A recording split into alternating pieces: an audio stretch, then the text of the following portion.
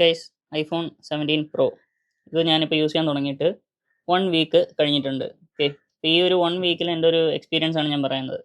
ആദ്യത്തെ ഒരു 3-4 ദിവസം വരെ എനിക്ക് ബാറ്ററി ബാക്കപ്പ് കുറച്ച് ശോകമായിരുന്നു.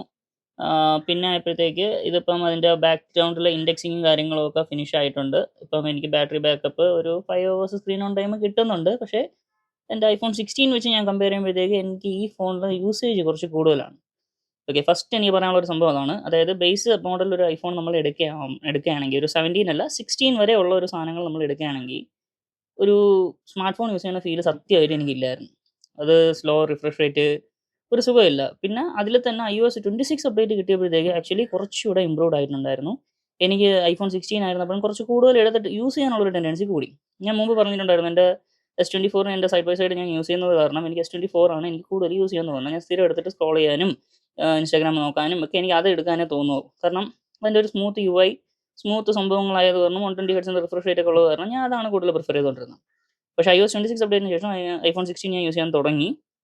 പക്ഷേ അതിന് ബാറ്ററി അഫക്റ്റ് ചെയ്തുകൊണ്ടിരുന്നു. ഇൻഡെക്സിങ് കഴിയണതിന് മുന്നേ തന്നെ ഞാൻ എക്സ്ചേഞ്ച് ചെയ്ത് ഇത് വാങ്ങിച്ചായിരുന്നു. അപ്പം ഇത് മേടിച്ചതിന് ശേഷവും ഇൻഡെക്സിങ് കഴിഞ്ഞപ്പോൾ ബാറ്ററി ലൈഫ് ഓക്കെ എന്ന് പറയാം. പിന്നെ റിഫ്രഷ് റേറ്റ് ഒക്കെ നമ്മൾ കുറച്ചിടുകയാണെന്നുണ്ടെങ്കിൽ കുറച്ചുകൂടെ കിട്ടും ലൈഫ്. അതായത് ഐഫോൺ 16 എങ്ങനെ യൂസ് ചെയ്യുന്നു അതേപോലെ നമ്മൾ യൂസ് ചെയ്ത iOS 26ൻ്റെ അനിമേഷനും ആ ഒരു സാധനങ്ങളൊക്കെ നമ്മൾ ഓഫ് ചെയ്തിട്ടാണെങ്കിൽ കുറച്ചുകൂടെ കിട്ടും. കാരണം ഞാൻ അതെടുത്ത് പറഞ്ഞതിൻ്റെ കാരണം ഇത്രയും കൂടിയ ഫോൺ വാങ്ങിക്കുന്നത് ഓഫ് ചെയ്തിടാൻ വേണ്ടിയിട്ടല്ല. കുറേ പേര് ഇപ്പോൾ അതും കമൻറ്റ് ചെയ്തുകൊണ്ട് വരുമായിരിക്കും. അത് ചിന്തിക്കേണ്ടത് നമുക്ക് ഇമ്പോർട്ടൻ്റ് ആയിട്ട് ഞാൻ ചൂസ് ചെയ്തത് ഈ ഒരു ക്യാമറയ്ക്ക് വേണ്ടിയിട്ടാണ്. ഓക്കെ, ഈ ക്യാമറയും പിന്നെ iOSനകത്ത് കിട്ടുന്ന ചില ആപ്ലിക്കേഷൻസ് അതിൽ മാത്രമേ കിട്ടുന്നുള്ളൂ iOSൽ, അതുകൊണ്ടാണ്. ഓക്കെ, അപ്പോൾ ഇങ്ങനത്തെ ഒരു സാധനം വെച്ച് നോക്കുകയാണെങ്കിൽ എനിക്ക് ക്യാമറയുടെ ഇമ്പോർട്ടൻസിലുള്ള സമയത്ത് എടുക്കണം, ബാക്കിയുള്ളതൊക്കെ ഓഫ് ചെയ്തിട്ടാൽ ഒരു ബാറ്ററി ലൈഫ് കുറച്ചുകൂടെ കിട്ടും. അതാണ് ഞാൻ ഉദ്ദേശിച്ചത്. ഓക്കെ, അപ്പോൾ ഇത് ഡെയിലി ഉള്ളതിൻ്റെ ബാറ്ററി യൂസേജ് എന്നാൽ 2 ദിവസം കണ്ടോ ഒരു 108. അത് ഞാൻ ക്യാമറ ഫുള്ളൊക്കെ ടെസ്റ്റ് ചെയ്തുകൊണ്ടിരുന്നതാണ്. പക്ഷേ സ്ക്രീൻ ഓൺ ടൈം അത്രയും വന്നത് ക്യാമറയുടെ യൂസിങ് ആണ്. എനിക്ക് സ്ക്രീൻ ഓൺ ടൈം കാണാം. Actually 5+ hours screen on time കിട്ടുന്നുണ്ട്. ഓക്കെ, നമുക്ക് വിസിബിളി പെട്ടെന്ന് സ്ക്രീന് നമുക്ക് ബാറ്ററി പെർസെൻറ്റേജ് തീർന്നുകൊണ്ടിരിക്കുന്നത് കാണാം. അതാണ് ആ ഒരു ഇഷ്യൂ എനിക്ക് ഫസ്റ്റ് ഉണ്ടായിരുന്നത്. അത് വിട്ട് കഴിഞ്ഞാൽ വേറെ സീനൊന്നും ഇല്ലായിരുന്നു. ഇപ്പം വലിയ കുഴപ്പമില്ല. 16 വെച്ചിട്ടാണ് എൻ്റെ മൈൻഡിൽ കമ്പയർ ആവണം. അതാണ് എൻ്റെ ഒരു പ്രശ്നം. ഓക്കെ, 16 പോകുന്നതിനേക്കാളും ഇതിൽ കുറച്ച് പെട്ടെന്ന് ഇങ്ങനെ കുറയുന്നു എന്നുള്ളൊരു ഫീൽ വരുന്നത് അതുകൊണ്ടാണ്. അപ്പോൾ ബാറ്ററി ലൈഫിൻ്റെ കാര്യം ഇപ്പോൾ ഓക്കെ, കുഴപ്പമില്ല. പിന്നെ ക്യാമറയുടെ കാര്യം പറയണ്ടല്ലോ, ഞാൻ ഓൾറെഡി പറഞ്ഞിട്ടുണ്ട്. എനിക്കിത് ഭയങ്കരമായിട്ട് ഇഷ്ടപ്പെട്ടൊരു ക്യാമറയാണ്. നല്ല ഇഷ്ടപ്പെട്ടു. അതുകൊണ്ട് തന്നെയാണ് ഞാനിത് ചൂസ് ചെയ്തത് തന്നെ. അപ്പോൾ ഫോട്ടോ എടുക്കാനും ഒക്കെ ഇത് നൈസ് സാധനമാണ്. ഞാൻ കുറേ കാണിച്ചു തന്നിട്ടുണ്ട് നിങ്ങൾക്ക് ഫോട്ടോസൊക്കെ.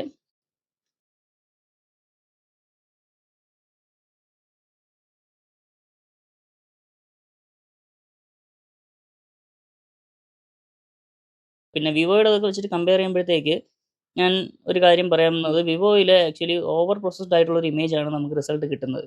അപ്പോൾ അത് വെച്ച് കമ്പയർ ചെയ്യുമ്പോൾ ഇതിനകത്ത് നമുക്ക് കുറേ എഡിറ്റിംഗ് കേപ്പബിലിറ്റി ഉണ്ട്. ഇതിലിപ്പോൾ ഏത് പിക്ചർ പ്രൊഫൈൽ ഇട്ട് എടുത്തിരുന്നാലും നമുക്ക് എഡിറ്റ് ചെയ്ത് കളർ തിരിച്ച് കിട്ടും, റോയിൽ എടുക്കാം. അങ്ങനെ ഇഷ്ടം പോലുള്ളൊരു ഫയൽ ക്വാളിറ്റി കുറച്ചുകൂടെ കൂടുതലുണ്ട്. ഓക്കെ, സാംസങ് വെച്ച് കമ്പയർ ചെയ്യുകയാണെന്നുണ്ടെങ്കിൽ സാംസങ് ആണ് ഫോട്ടോ എടുക്കാൻ കുറച്ചുകൂടെ എനിക്കും ഇഷ്ടം ആയിരുന്നത്. S24 അൾട്ര ഒന്നും വെച്ച് ഞാൻ കമ്പയർ ചെയ്തില്ല. അൾട്രയിലൊക്കെ ഇപ്പോൾ കറൻ്റ്ലി 17 പ്രോയിന് S25 അൾട്ര വെച്ച് കമ്പയർ ചെയ്യാൻ പറ്റില്ല. കാരണം S26 അൾട്രയാണ് ഇനി ഇറങ്ങാൻ പോകുന്നത്. അപ്പോൾ അത് വെച്ചിട്ട് കമ്പയർ ചെയ്യാനേ പറ്റുള്ളൂ. ഓക്കെ, പിന്നെ പെർഫോമൻസിൻ്റെ കാര്യത്തിൽ ഗെൻഷിൻ ഇമ്പാക്റ്റ് 120 FPS കളിക്കാം. പക്ഷേ പെർഫോമൻസ് പക്കയൊന്നുമല്ല. ഇടയ്ക്കിടയ്ക്ക് ഫുൾ ഹയസ്റ്റ് ഗ്രാഫിക്സ് ഇട്ട് ഇടയ്ക്ക് നമ്മൾ ഒരു ഹെവി ഗ്രാഫിക്സ് സാധനം എത്തുമ്പോഴത്തേക്ക് ഒന്ന് സ്റ്റട്ടറായൊക്കെയാണ് പോണത്. കംപ്ലീറ്റ്ലി സ്മൂത്തായിട്ടല്ല കളിക്കുന്നത്. അത് അതിനകത്ത് തന്നെ സെറ്റിങ്സിൽ റെക്കമെൻഡ് ചെയ്തിട്ടില്ല. ഓക്കെ, പക്ഷേ 60 FPS ഇട്ട് കഴിഞ്ഞാൽ കുഴപ്പമില്ല, ഹയസ്റ്റ് ഗ്രാഫിക്സ് ഇട്ടാൽ. പക്ഷേ ഹൈ ഗ്രാഫിക്സ് ആണ് ഇതിൽ റെക്കമെൻഡ് ചെയ്യണത്. 30 FPS ആണ് ഇതിൽ റെക്കമെൻഡ് ചെയ്യണത്. എന്തോ ഇത് അങ്ങനെയാണ് ചെയ്യണത്. ഓക്കെ, കളിക്കാൻ പറ്റും, പക്ഷേ ഇടയ്ക്ക് ഒരു സ്റ്റട്ടറും കാര്യങ്ങളും വരും, അത്രേ ഉള്ളൂ.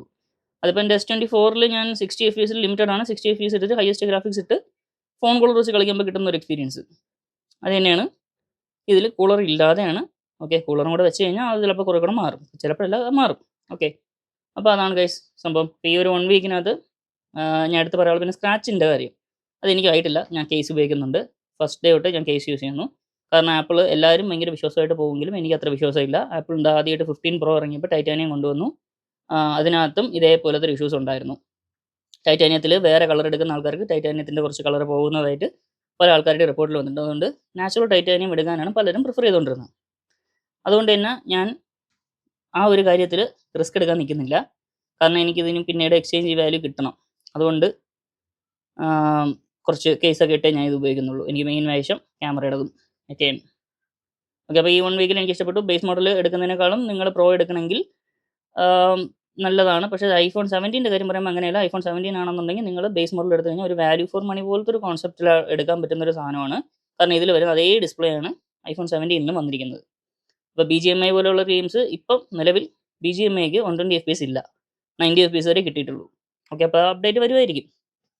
സോ കറൻ്റ്ലി ഐഫോണിലെടുത്ത് 120 FPS BGMI കളിക്കാൻ പറ്റില്ല. അപ്ഡേറ്റ് വന്നാൽ ഓക്കെയാണ്. പിന്നെ ടൈപ്പ് സി പോർട്ട് സ്പീഡുണ്ട്, പക്ഷേ ഞാൻ പറഞ്ഞില്ലേ ഡ്യൂപ്ലിക്കേറ്റ് ഫയൽസ് ആയിട്ട് SSDയിൽ ട്രാൻസ്ഫർ ആവും. ഇതാണ് ഗൈസ് 1 വീക്ക്. എനിക്ക് ഇഷ്ടപ്പെട്ടു. ഫോൺ ഇങ്ങനെ ഇടയ്ക്കിടയ്ക്ക് എടുത്ത് യൂസ് ചെയ്തുകൊണ്ടിരിക്കാനുള്ളൊരു ടെൻഡൻസി ഉണ്ട്. iPhone 16 ആയിരുന്നപ്പോൾ എനിക്ക് തോന്നിയിട്ടില്ല. 26 അപ്ഡേറ്റ് ഓക്കെയാണ്. നൈസ്.